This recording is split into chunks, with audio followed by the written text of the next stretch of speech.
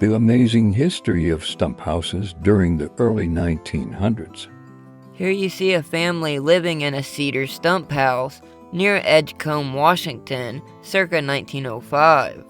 When settlers headed to the Pacific Northwest, they were forced to improvise dwellings and start their lives from scratch, and finding the stumps of gigantic trees that had been felled by logging companies still rooted in the ground, they saw a great opportunity. Many of these huge stumps stood a full 10 feet high, but were undesirable as lumber because they tended to swell down towards the base, making the wood grain uneven. For select stumps, the newly arrived farmers found other uses. A few of the largest were leveled off and fashioned into platforms where stump dances were held to the driving tones of fiddles and mandolins. But another use for stumps would be discovered.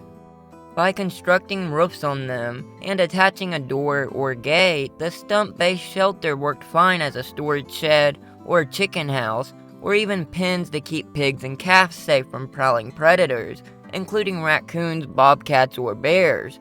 And sometimes it was people who lived inside these stump houses.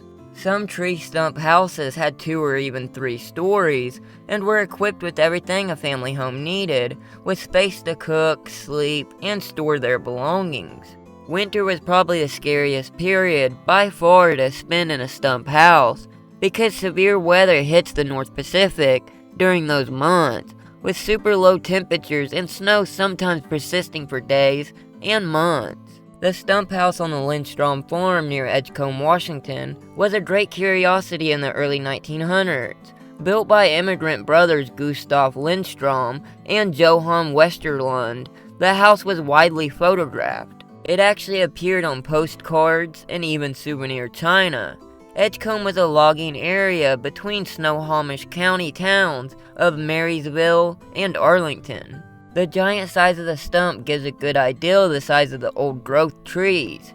22 feet in diameter, it was home to 3 adults and 3 kids, until a house was built for Gustav, his wife, and their 3 kids. Regrettably, Calvin Cornell, who was 4 when he moved into the home with his family in 1938, reports that the house was damaged beyond repair in 1946 during an attempt to move it for donation to the city of Arlington.